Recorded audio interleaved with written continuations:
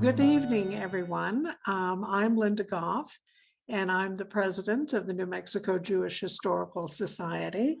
And thank you for joining us tonight for tonight's program entitled Escape from Europe with Elsa Engelhardt. If you're not familiar with us, the New Mexico Jewish Historical Society, take the time to explore our website and learn more about who we are and what we do.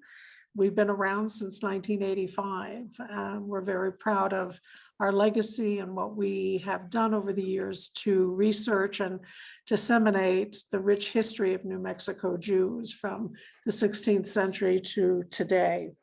I want to thank Beverly Cooper, who's a member of our board and programs committee, and Ron Duncan Hart, also from our board, who have worked very hard to put this program together. So let me then turn it over to Elsa's son, Mike, who will say a few words about the family and then in turn introduce his mom. So Mike. Okay. Thanks to the New Mexico Jewish Historical Society for hosting this event. To all who are joining tonight to hear my mother speak, I thank you. My mother is a woman of many talents and interests. She is fluent in Polish, French, and English. She is a voracious reader, a rarity in a time when most of us, myself included, spend much more time looking at our computer screens and smartphones. Most of all, she is a loving, caring mother. And before my mother tells her story, you're going to see a slideshow of those who are living. My mother's going to speak about those who perished, but those who are living are myself, my two brothers, our wives, my mom's 3 daughters-in-law, 7 grandchildren, and 3 great-grandchildren. And then it's my mom's turn to speak.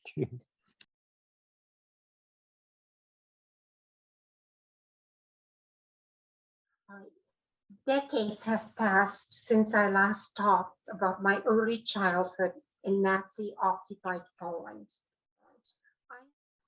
My earliest memories are of frequent sirens wailing in the night and of my parents hastily dressing. Then we would quickly descend to the basement of the apartment building where we were living.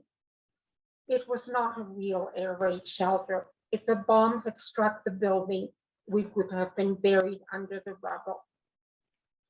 I was not quite 3 years old when my mother took me to a quotation mark playground. This was not a playground with swings or teeter-totters. It consisted of a small rectangle of dirt on which a little kid could play with a pail and shovel. Nevertheless, it was euphemistically called an ogródek. Ogródek is the Polish word for a small garden and also a children's playground. We were walking back home when a wrought iron balcony fell on top of us.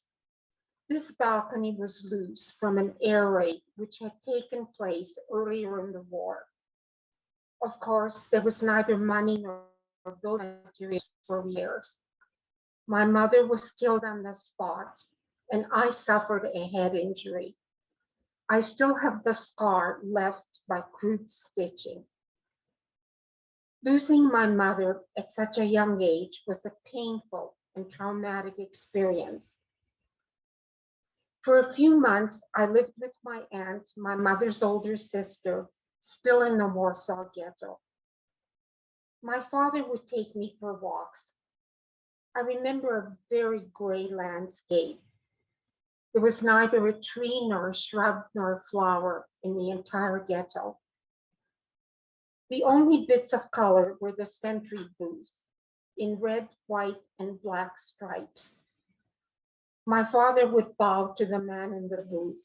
Of course, I didn't understand the significance of the guard nor the bow.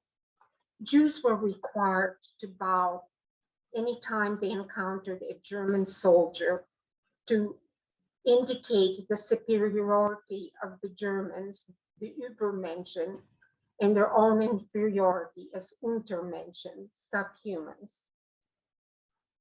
One evening, I was dressed in a warm powder blue jacket.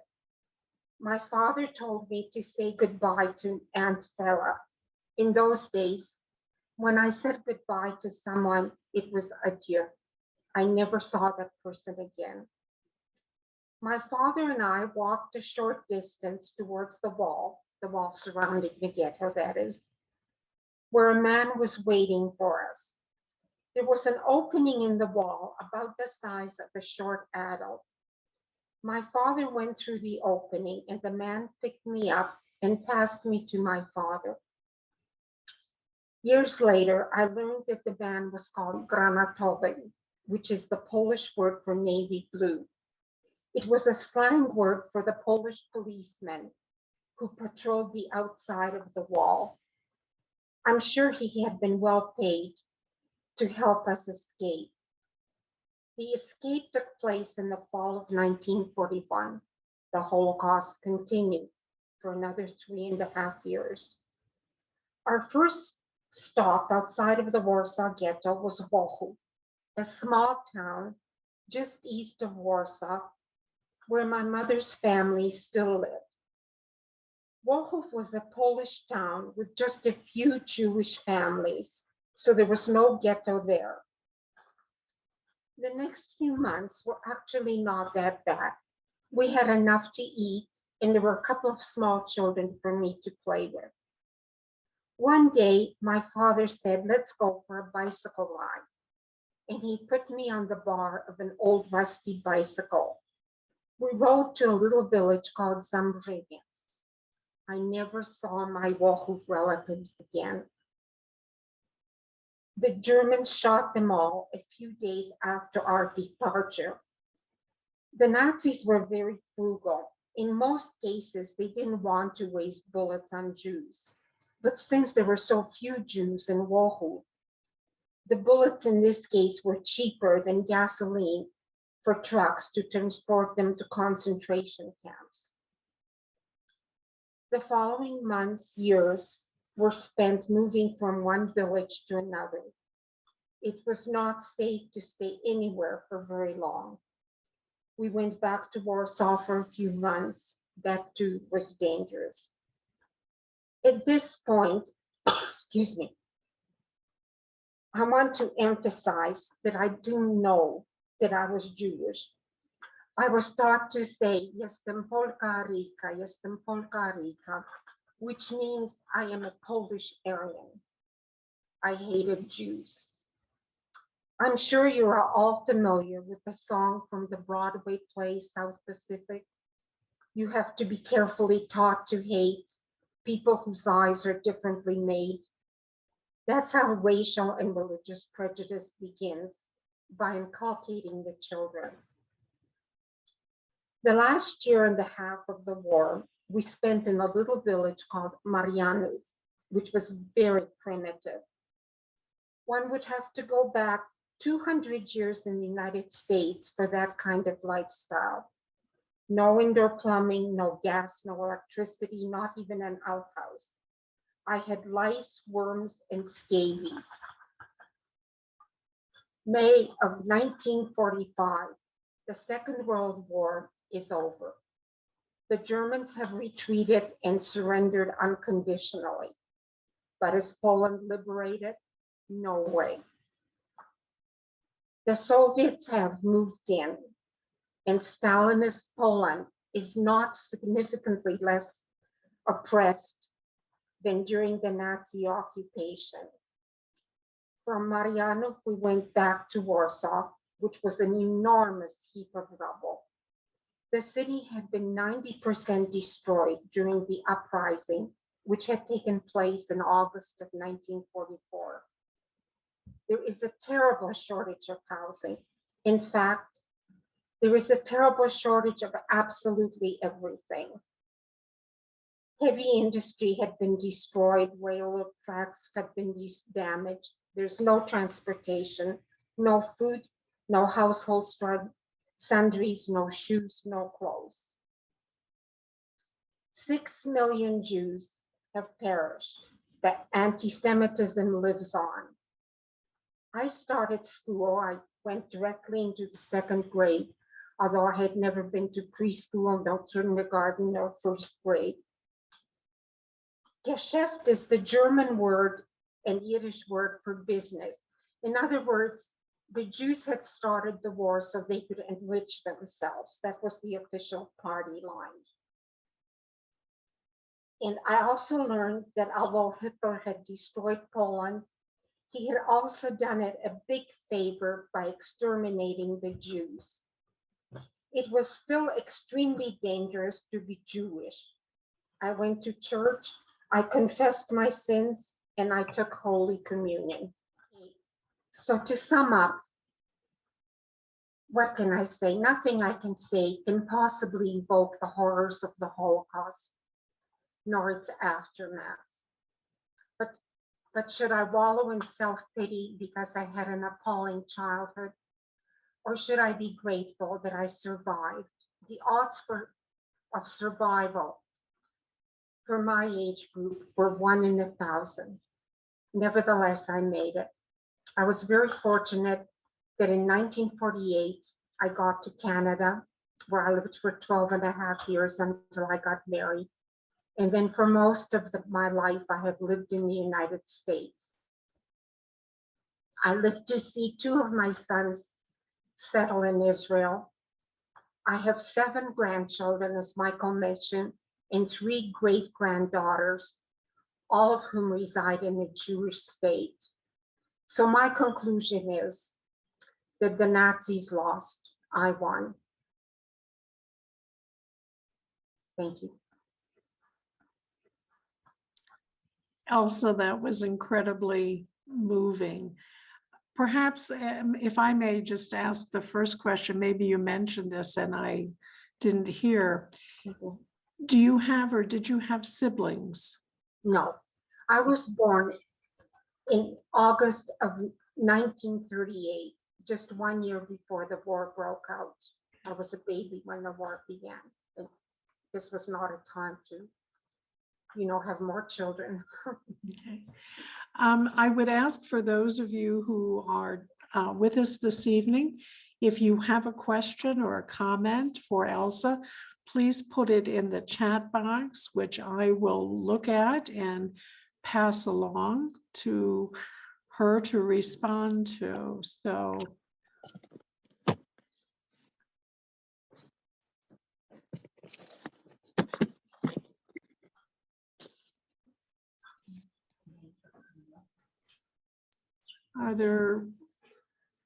I'm not seeing any question. Oh, here's a question for you, Elsa. Did your father survive? Yes, he did. He survived and lived for many years after the war, also in Canada. He died in 1985. Okay. Here's a question. How did your father earn a living during the war? What was his profession? He really didn't have a profession, but he worked in a sawmill, which was run by the Germans. But of course, they didn't know that he was Jewish. Mm-hmm. And as I said, we moved about every 3 weeks. Right. Okay. Here's one more question. How did you manage to get from a very small village to Canada? How did that work out for you? Actually, at the end of the war, as I said, perhaps it wasn't clear, we were living in Warsaw. Okay. But my father had an older brother. Well, he had several siblings, pretty much all of them perished during the war. But his oldest brother had emigrated to Canada in 1926 before the war. So my Uncle Morris got an affidavit for us. And I came to Canada, to Toronto, by myself in January of 1948 on the Polish ship Batory. I actually landed at Ellis Island. And then my uncle met me aboard the ship and we took a train to Toronto. Okay.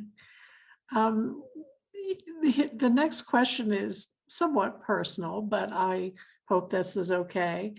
Given the experience that you had as a young child through those very terrible years, did you have any concerns about having your own children, given what you experienced during the time in the ghetto, leaving the ghetto and returning? No, after I got married, we wanted to have children. My late husband used to say there weren't enough Jews, so we had to do our duty. I had many other concerns and many traumas and complexes as a result of the Holocaust and the war, but I did want to have a family. Mhm. Okay, thank you for sharing that very personal note with us. Another question has come. At what point did you discover Judaism? Perhaps I never discovered Judaism. I knew nothing. As I stated, I didn't even know I was Jewish. Mhm. And of course, after the war, when I did find out in a rather unpleasant manner, I was on a streetcar in Warsaw with my stepmother, and there was a lady standing next to us who had one of those fur stoles which had little fox heads and tails on them. You don't see them anymore. But I was staring intently at this fur stole. And what a coincidence. The woman remembered me. She recognized me from the ghetto. Uh-huh. She was related to my uncle by marriage, and she survived. And then it came out. My stepmother was Catholic, and she didn't realize we were Jewish. So there was quite an upheaval in our little household after that. But I still didn't understand what any of it meant. Mhm. Okay. I mean, it's my children who discovered Judaism, not I. Well, sometimes that's what happens in families. Another question for you. Do you think your father had a sixth sense about leaving each village, or did someone say to him, it's time to move again? He actually had very good instincts, and he didn't believe anything the Germans said. He had a pretty good feeling where it was all going. And he knew that it was not safe to stay anywhere for very long. Somebody could recognize you. There were people there called schmaltzovniks for 40 milligrams of vodka would denounce Jews. The Jews gave little prizes to Gentiles who turned in Jews to them. So a person's life was worth maybe a pair of shoelaces. That's how it came down to. Mhm. Mhm. Oh my goodness, there's a question from my son Freddie in Israel. Yes, exactly. Can Freddie hear us? He should be able to, yes. Okay, so my comment to Freddie is to go back to bed, lech lemita. Well, it is being I'll recorded. say hello, but I think they need their rest. This is pay attention to your mom. Here's another somewhat personal question. Your experiences in your childhood, how did that affect your own faith in God, if you believed in God, and humanity? Then and perhaps now, looking back over many years. Don't forget that I was sort of raised in the Catholic tradition because Poland is essentially a Catholic country. So they don't have a great love for Jews. Mhm. I have always found it very hard to reconcile a loving God with what happened to the Jews in Europe, especially in Poland, which had the largest Jewish population. So I must confess that I'm not really a believer. I mean, I believe in the Ten Commandments. I believe that religion is a code of ethics. I think we need to be kind to other people, and I obviously believe in all that, but I don't believe in a heaven or hell. in the, Okay, well, thank you. there was a question about how I got to New Mexico. Yes. Yes, please do share that. All right. I guess I got to it by marriage. My husband was working at the Los Alamos National Lab. So I've been here for most of my life, actually. Hmm. Well, you said for over 40 years, I believe. 48 years. 48, right. A comment from one of our attendees. Elsa, this is such a gift you have given us this evening. What an inspiration you are to all of us. Thank you so very much. Well, thank you for having me. Okay. Let's see, from your son, Freddie in Israel. Hi, Mom. At least two, myself and Mayan, is that pronounced? Mayan is Mayan, little dog. of us succeeded in getting up early. Just saying hello to you. Now there's a dedicated son and family. They are absolutely wonderful kids. Right, right. The question on the screen was, how did your sons find Judaism? Yes, I believe so. Okay, well, you would have to ask them, I think. I never quite understood their motives because they were not particularly interested in Judaism as long as they were living in the United States. You know, they of course knew the history of the Jews and they knew about the Holocaust and various other things. And one day, my middle son, Lenny, just went to Israel and never came back. And his older brother, the one who said hello, Freddie, went to visit him and never came back.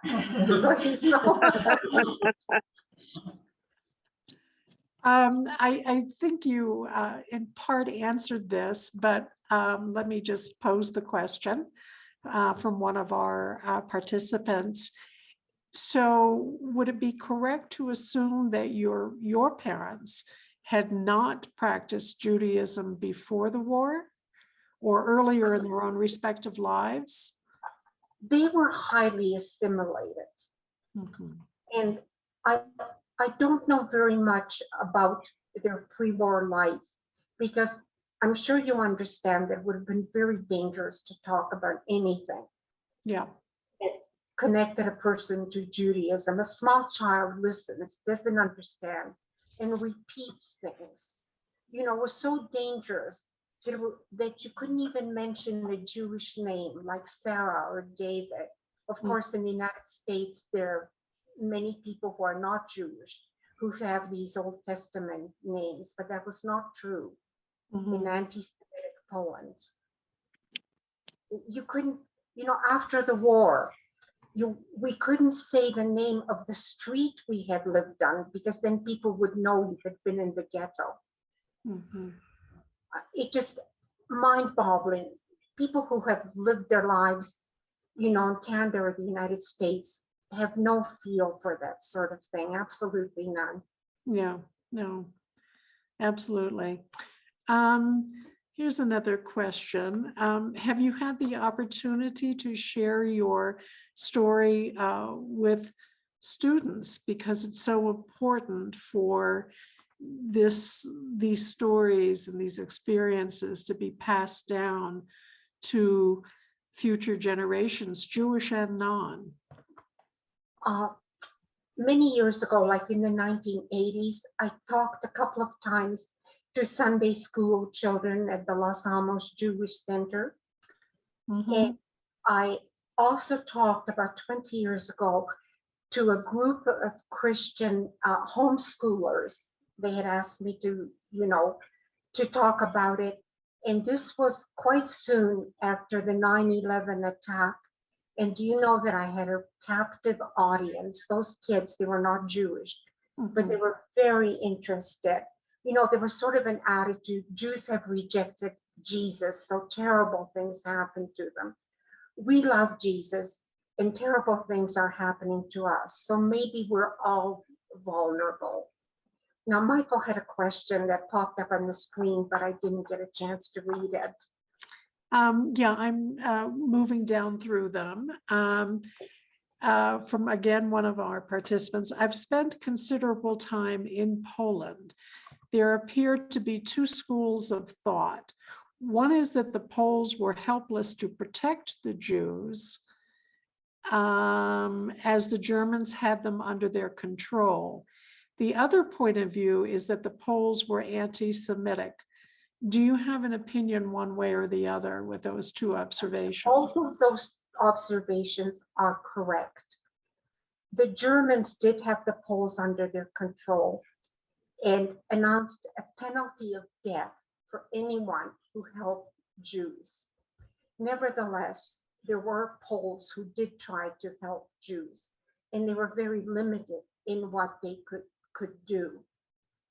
But there were also people who took advantage of the situation and were only too happy to turn them, to blackmail the Jews, to extort whatever the Jews had, and to turn them over to the Nazis. So both statements are quite correct. I think actually more could have been done to help the Jews.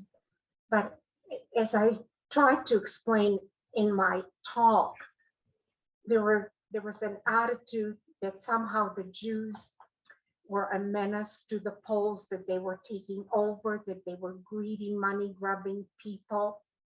And the Catholic Church, unfortunately, propagated that attitude. I mean, I can remember one of my teachers who came to say goodbye to me before I left Poland. And she said how wonderful it was that Hitler had exterminated the Jews. And this was an educated person. Yeah. And so it was awful. If anything, maybe it was even worse after the war than before, because the people were suffering. And any times are hard, the Jews tend to become scapegoats. Right, absolutely. Here's another comment from your son, Freddie. Mom, tell them about how Zadie got your two cousins out of the work camps. Okay, that actually is a story in itself. You asked before how my father was able to move around. He had a friend who was very artistic, and this was not too uncommon. We had forged papers. Mind you, they were just crude forgeries. You know, I had a baptismal certificate and all that sort of thing. I had two cousins who were in a concentration camp, in a small town called Opatów. In fact, the whole families were there. It was the Nazis had turned a school into a small concentration camp. And my father and my uncle, one of his brothers had also survived the war, went in there with papers saying that these two girls were needed as household help, you know, to clean and to babysit children for an important German officer. And they bluffed their way in and got those two girls out. And it was a terrible risk, really, because they could have been discovered at any moment. But my father was fluent in German, and he got in there and started to swagger around and shout in German. This was very important. These girls were needed urgently in this particular household, and he got away with it. But, you know, they could have been caught. I mean, if someone had tried to telephone this German officer who needed household help so urgently, they would have been arrested and shot, and I'm not sure what would have become of me. Yeah. But, you know, there are many separate stories. Sure, of course. Elsa, let me ask you this. There are a number of other questions. Are you up for a few more? We don't want to you know, wear out our welcome with your terrific. I'm just fine, and I'm very happy to answer the questions. I'm not sure, you know, if I'm not sure what people are getting at, but it's not at all a problem. Okay, we don't. I'm sorry. I saw on the screen that a lady had inquired, how did my stepmother react when she found out we were Jewish? Yeah, that's probably further. Yeah, please go ahead. That a legitimate question. she was very upset, and I can't blame her. You know, for one thing, she felt she had been deceived, which she had been. And for another, as I said, the war was over, anti-Semitism was alive and flourishing, and it was just dangerous. If my classmates had known I was Jewish, they probably would have beaten me to death. I'm not exaggerating. Yeah, no, I'm sure not. Here's one question. At what point did you share your ghetto Holocaust experiences with your sons? You know, they honestly didn't want to hear too much about it when they were growing up, really. You know, they wanted to fit in with the community. And to this day, their aliyah to Israel seems a little bit incongruous with their childhood and teenage years. When we were living in Pittsburgh, my two older sons went to a Jewish school. I mean, they went to the regular school, but after school, they went to the Hebrew Institute of Pittsburgh, where they learned about the Jewish holidays and they learned some Hebrew, the usual stuff. But when they were teenagers, Friday nights, they danced with shiksas. On Shabbat, they went skiing, they went river running, they had jobs. Nothing could have been further from their minds. So. All right, thank you. One comment, thank you so much for sharing all of this. The next question here is, have you been back to Poland? Yes. If so, why and how did you react and what were your experiences? Good, bad, and ugly. Everything, all of the above. My husband and I went to Poland twice, once in 1976 and once in 1979. My husband had gone, I think on behalf of the National Science Foundation. They had some sort of a reciprocal program with Poland. I think they supported some scientific research in various Polish labs. So I went with him as a kind of interpreter, and just to revisit some old places. And it was a strange feeling. Of course, there was no longer any sign of the ghetto. It had been totally destroyed. Yeah. Warsaw had been rebuilt. And you know, I didn't run into any Jews on either of those two trips. But it was sort of a mixed bag. You know, I went back to where we had lived, to the apartment where we had lived after the war, and it was very, very shabby. In fact, even then, it was slated for demolition. So, you know, it's hard to describe just what it was really like. It's so alien, so foreign to the life that we lead here in the United States. Sure. Here's another comment question from your other son, Mike. Mom, your cousin Genia, is that correct? Yeah. And her husband Adam stayed in Poland until the late 1960s. What did they and their sons say about anti-Semitism during those years? Okay, first of all, my cousin Genia and Adam stayed in Poland till 1970. They were not able to leave because Adam was an engineer, and at that time, the communist government decided that they had paid to educate him, and therefore he had to stay and work there. And you probably know that in the late 60s, there was a fresh wave of anti-Semitism, and a lot of Jews who were in high positions, doctors in hospitals, scientists, engineers, were fired from their jobs. So that created an aliyah to Israel. It was around 1968. My cousins left and stayed in Vienna for about a year, and eventually made their way to Canada. They have, of course, both passed away now. But, you know, as I say, I guess times were hard again in Poland. The funny thing is that the Prime Minister of Poland, Wiesław Gomułka, was married to a Jewish lady, Huh. but he, for some reason, he said that it was sort of time to, I don't know, to get rid of all the Goldbergs, whatever that means. You know, Goldberg is traditionally a Jewish name, although not always. Mhm. Okay. Is it difficult for you to speak to groups like ours, and does it bring back nightmares? And thank you so much for sharing what you have so Well, far that's this evening. kind of you. You know, actually, as I said at the beginning, I'm old, my memories are getting dimmer. But I think if people understand even a fraction of what it was like, then it's helpful.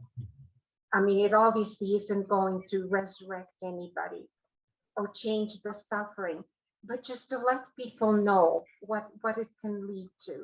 Mhm. You know, anti-Semitism, anti-anything. Right. From another person this evening, thank you very much for your generosity and sharing your story of survival. I agree that your beautiful family, I agree that your beautiful family endured while the Nazis failed. It's very terrifying. Let's see. You were a very wise woman. I Oh, admire that's you. far from the truth. I'm not wise at all. Well, hey. Okay, it's always nice to As we get might along. say, you know, just soak up all the wonderful things I try that are to. being said tonight. Yet another personal question. Was your husband Jewish? Oh, definitely. My husband, I think he was raised in an Orthodox household in Toronto. Okay. He was Jewish.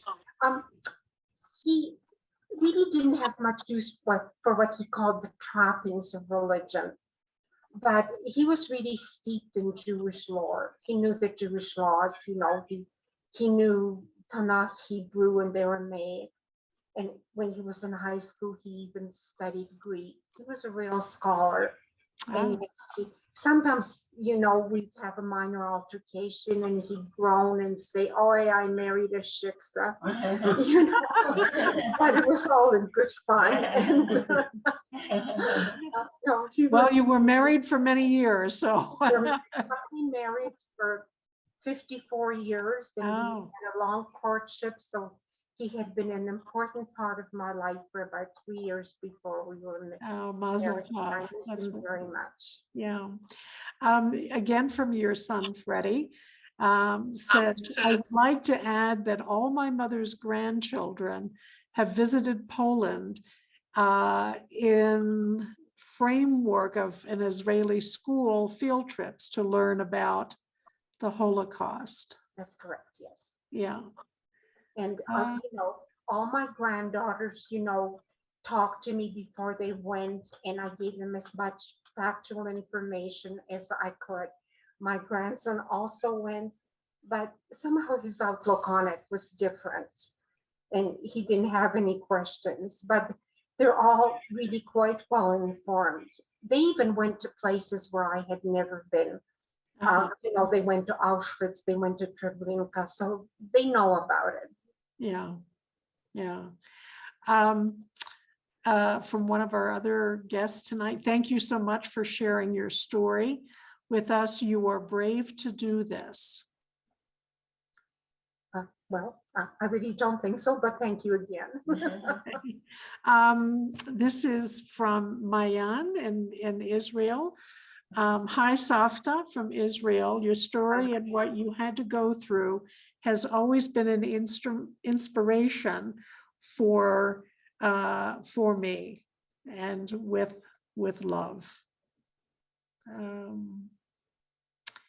I think we'll just touch on one or two more. Excuse me. Again, another word of thanks. Thank you for sharing your story. You're full of so much warmth and are very genuine. And I think that is a very lovely comment to wrap up this evening. Elsa, is there anything else you'd like to share that has come to mind? And my goodness, we've had some wonderful questions and comments from people tonight. You've been a resounding success. Thank you. I don't think my talk was particularly brilliant, but you know, I'm happy to hear the questions. I'm not sure if I have answered them, but it's very gratifying to see that even a handful of people is interested. And that's about the most we can do so many years after the war. And, you know, I fear that if we forget, there may be another Holocaust. I don't think that it will be like the other one, you know, with ghettos and concentration camps, but there are other ways to hurt people. Yes. And so I think it's important to we don't have to dwell on it, but it's important to remember. Well, once again, we thank you on behalf of the New Mexico Jewish Historical Society, Elsa, Ron, Bev, and your family. Elsa in Israel and here in New Mexico, we thank you. Well, It's been thank a you. wonderful evening, a riveting story, and a very touching one.